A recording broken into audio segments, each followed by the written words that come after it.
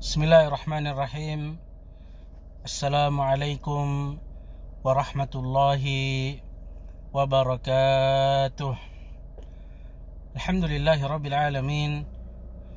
Wabihi nasta'inu ala umuri dunya waddin. Ashhadu an la ilaha illallah wahdahu la syarika lah. Wa ashhadu anna Muhammadan abduhu wa rasuluh. Sallallahu alaihi wa ala alihi wa ashabihi wa man tabi'ahum bi ihsanin ila yaumiddin wa sallama tasliman katsiran, amma ba'd. Ma'asyiral muslimin dan muslimat rahimani wa rahimakumullahu jami'an. Tak bosan kita ucapkan puji dan syukur kehadirat Allah Subhanahu wa taala yang telah memberikan kita banyak kenikmatan. Di antara kenikmatan-kenikmatan tersebut, ketika kita hitung secara rinci, maka pasti banyak di antara kita yang gak bisa menghitung kenikmatan-kenikmatan tersebut. Saking banyaknya kenikmatan yang Allah berikan kepada kita. Bahkan darah yang mengalir di tubuh kita, udara yang kita hirup, air yang kita minum, kenikmatan-kenikmatan tersebut Allah Subhanahu wa taala berikan secara cuma-cuma kepada kita. Jika sekiranya Allah buat kita sakit nih hadirin, sehingga sulit untuk makan, atau mungkin di darah kita sulit untuk berputar, maka berapa banyak biaya yang kita keluarkan untuk menebus kenikmatan-kenikmatan tersebut. Kita lihat orang-orang di rumah sakit, ketika mereka tidak mampu bernafas dengan baik, mereka pun harus membeli oksigen yang harganya mahal hadirin. Dan kenikmatan-kenikmatan itu, alhamdulillah, Allah Subhanahu wa taala masih berikan kepada kita secara cuma-cuma.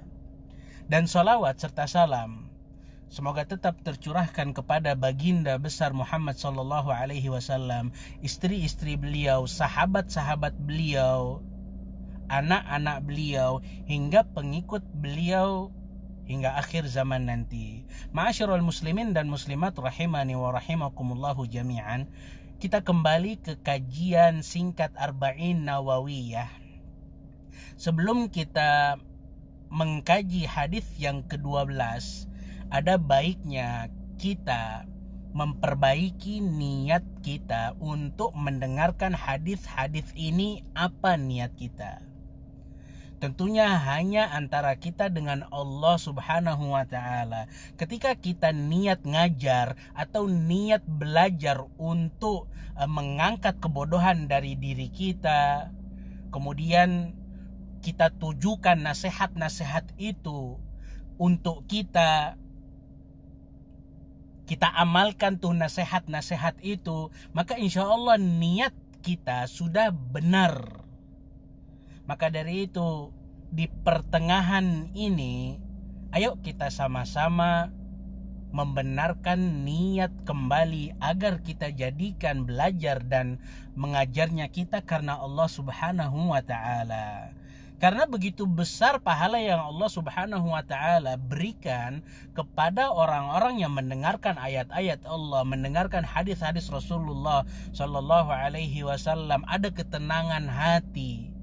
Kemudian malaikat Allah Subhanahu wa taala akan mendoakan kita.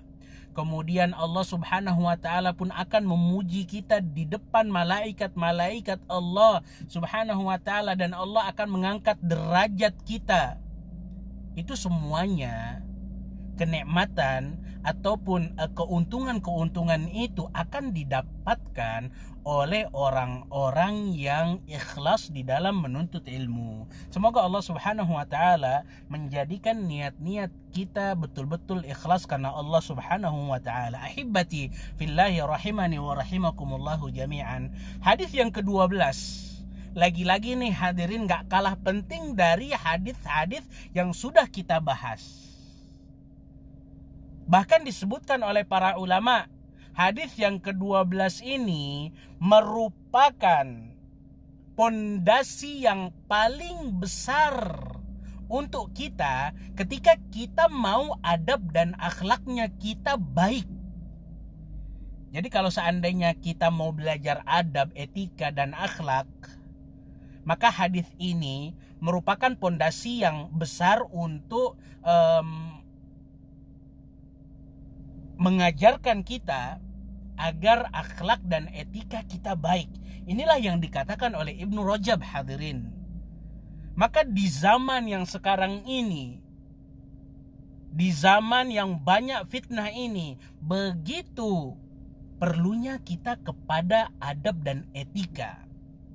Banyak di antara kita itu yang gak memiliki akhlak dan etika. Padahal kita tahu nih, ketika seseorang akhlaknya baik, itu insya Allah ia akan masuk surga. Kemudian ia akan dicintai oleh orang-orang. Banyak keuntungan-keuntungan dari memiliki adab dan etika yang baik. Nah, hadis ini merupakan pondasi besar bagi kita untuk membentuk karakter akhlak kita.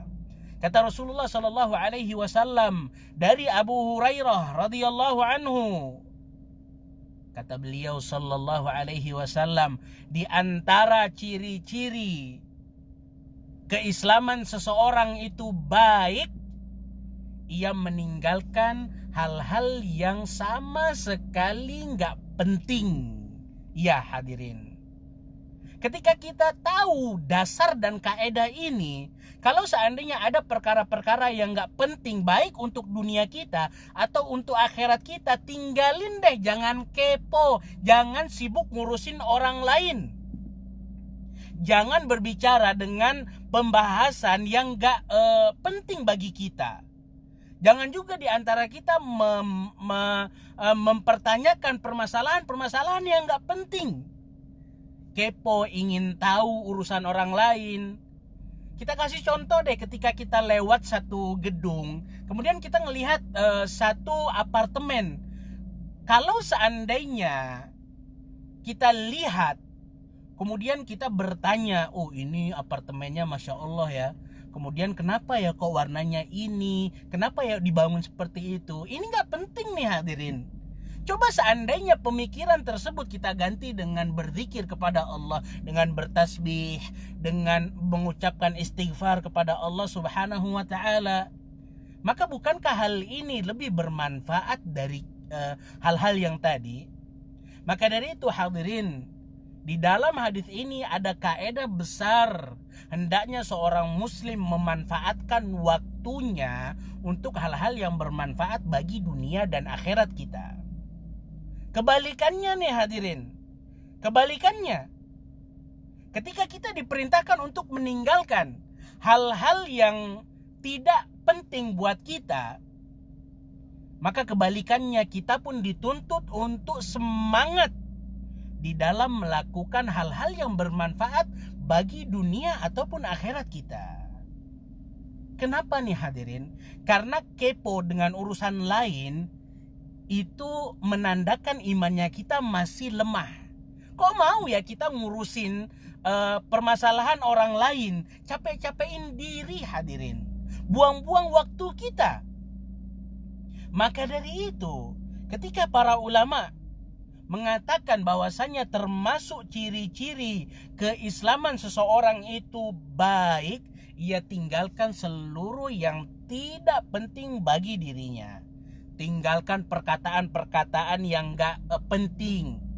Karena perkataan ataupun berbicara itu terbagi menjadi 3. Ada pembicaraan yang mana pembicaraan tersebut wajib.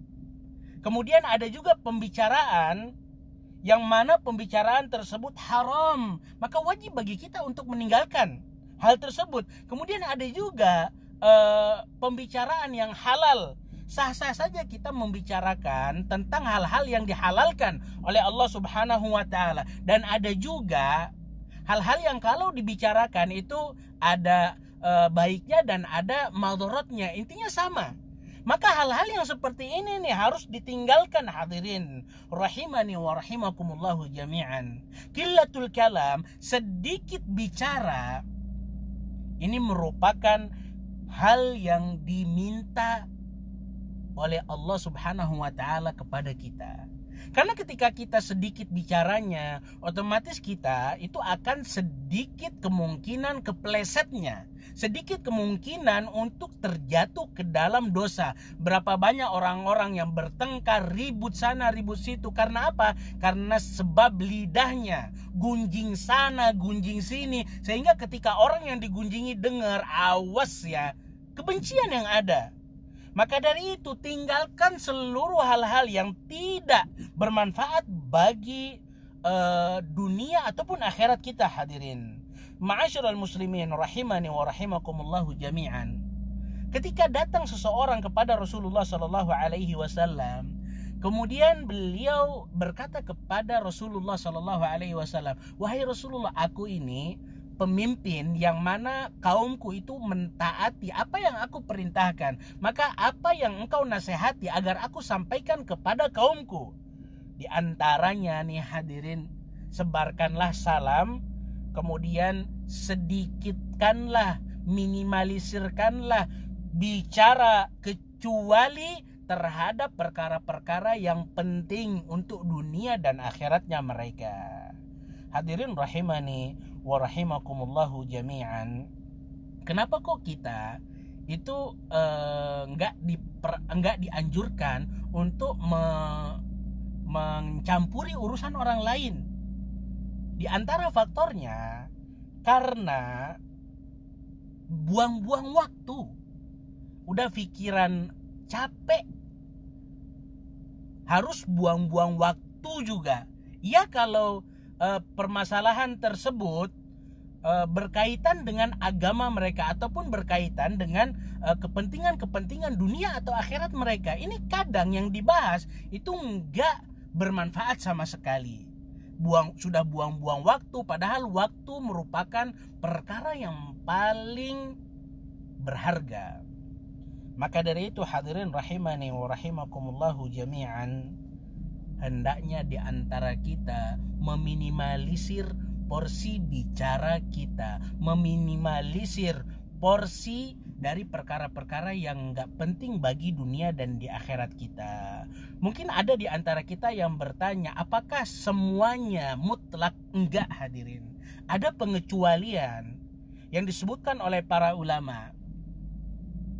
Ketika kita dilarang untuk mencampuri urusan orang lain, bukan berarti secara mutlak kita dilarang untuk mencampuri urusan orang-orang tersebut. Ada beberapa hal yang berkaitan dengan al-amru bil ma'ruf wan nahyu 'anil munkar. Perkara-perkara yang mana kita memerintahkan mereka untuk berbuat baik dan menjauhi yang namanya kemungkaran. Ini gak masuk ke hadis yang tadi hadirin. Jadi yang namanya amr bil ma'ruf, yang namanya nahyu 'anil munkar, itu penting untuk kita, untuk lingkungan kita. Karena Rasulullah Shallallahu Alaihi Wasallam itu berkata, barang siapa di antara kita yang melihat kemungkaran, maka hendaknya dia merubah dengan tangannya, dengan lisannya kalau seandainya dia nggak bisa, kemudian dengan hatinya kalau seandainya dia nggak bisa juga. Dari hadis ini nggak ada kontradiksi, nggak ada hadirin. Yang ada ketika kita melihat ada perkara mungkar, entah tetangga kita ataupun yang lain, kita nasihati agar kembali ke jalan Allah Subhanahu wa taala. Karena ini merupakan perkara yang bermanfaat bagi dunia dan akhirat kita serta mereka. Begitu juga nih hadirin, ketika kita menjadi seorang pemimpin, entah itu pemimpin di rumah, maka kewajiban kita bukan berlepas diri dari terserah deh anak-anak kita mau ngapain, terserah deh istri kita mau ngapain. Enggak.